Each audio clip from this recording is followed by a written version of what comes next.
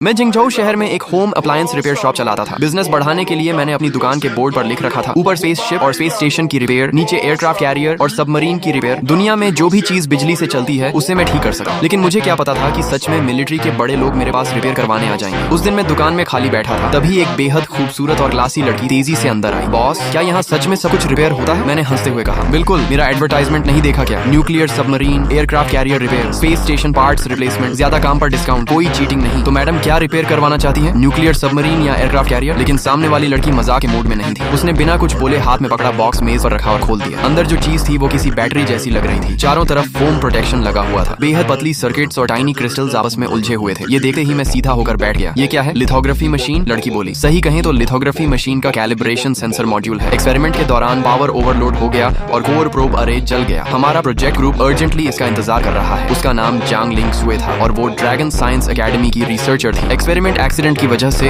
Equipment damage हो गया था और पूरा प्रोजेक्ट रुक गया था। देश की कई प्रोफेशनल इंस्टीट्यूशन साफ बोल चुकी थी कि शॉर्ट टाइम में इसे रिपेयर करना इम्पॉसिबल है। मजबूरी में वो मेरी छोटी सी रिपेयर शॉप में किस्मत आजमाने आई थी। मैंने कहा, मैडम कहीं गलत जगह तो नहीं आ गई? ये होम अप्लायंस रिपेयर शॉप है, शायद बगल वाली हार्डवेयर शॉप ट्राई कर लो। जांग लिंग शुए ने मेरी तरफ ऐसे देखा जैसे मैं बिल्कुल गंवार हूँ और उसकी आखिरी उम्मीद भी टूट गई। उसने लंबी सांस ली, बॉक्स उठाया और जाने लगा। आखिर जब देश की प्रोफेशनल इंस्टीट्यूशंस ही रिपेयर नहीं करवाई तो एक होम अप्लायंस रिपेयर वाला क्या कर लेगा? लेकिन तभी मैंने मजाक छोड़ दिया। 6 महीने पहले मैं इस दुनिया में ट्रांसमाइग्रेट होकर आया था। इस रिपेयर शॉप का मालिक बना और मुझे वायरलेस रिपेयर सिस्टम भी मिला। इन महीनों में मैंने कई अजीब चीजें देखी, लेकिन इतनी वैल्यूएबल चीज पहली बार मिली थी। लिथोग्राफी मशीन जैसी हाईटेक चीज तो जैकपॉट है। मैंने मॉड्यूल देकर कहा, ये C7 मॉडल लिथोग्राफी मशीन है ना? जांग लिंग शुए तुरंत रुक गई। तुम्हें मॉडल कैसे पता? मैंने पूछा। इम्पैक्ट पीक वैल्यू कितनी थी? कितने नैनो सेकंड्स तक चली? प्रोब अरे के अलावा और कुछ डैमेज हुआ? जांग लिंग शुए की सांसें रुक गई। उसे यकीन नहीं हो रहा था कि एक होम अप्लायंस रिपेयर वाला इतने प्रोफेशनल सवाल पूछ सकता है। ये सारी जानकारी टॉप सीक्रेट थी। उसने कहा, पीक वैल्यू नॉर्मल पावर से 15 गुना थी। इम्पैक्ट टाइम लगभग 3 से 5 नैनो सेकंड और बाकी कंपोनेंट सेल्फ चेक में नॉर्मल है। मैंने सिर हिलाया। रिपेयर हो जाएगा लेकिन सस्ता नहीं पड़ेगा। वो तुरंत बोली, पैसे की चिंता मत करो, बस रिपेयर कर दो, मैं तुरंत फंडिंग अप्लाई कर दूंगी। मैंने मुस्कुराकर 5 उंगलियां दिखाई। वो दांत भींच कर बोली, ठीक है 5 मिलियन ही सही। मैं हैरान होकर बोला, तुम सोच क्या रही हो? 5 मिलियन नहीं, 500 युएन। बार्गेन नहीं होगा? तुम्हारी चीज रिपेयर करने में बिजली बहुत लगती है। जांग लिंग शुए पूरी तरह शॉक हो गई। उसे लगा उसकी पूरी दुनिया उलट गई। उसने तुरंत फोन निकाला और पेमेंट कर दी। Payment receive 500 UN. मैं मुस्कुराया, गोल्डन पैडेड ग्लव्स पहने, मेज पर साफ सफेद कपड़ा बिछाया और मॉड्यूल को सावधानी से बाहर निकाला। तभी मेरे सामने सिस्टम इंफॉर्मेशन आ गई। Repairable item detected, C7 lithography machine calibration module, damage level 88%, repair plan analyse. मैंने डस्टी शेल्फ से एक मिलिट्री ग्रीन बॉक्स निकाला। बॉक्स खुलते ही जांग लिंग शुए की आंखें फटी रह गईं। ये सब क्या है? उसे लगा था मेरे पास कोई सीक्रेट हाईटेक वेपन होगा, लेकिन अंदर थे एक अजीब मॉडिफाइड सोल्डरिंग आयरन, एक नॉर्मल हीट गन और बाकी टूल्स तो ऐसे लग रहे थे जैसे किचन मिक्सर या गार्बेज से उठाए गए जंक हों। वो घबराकर बोली,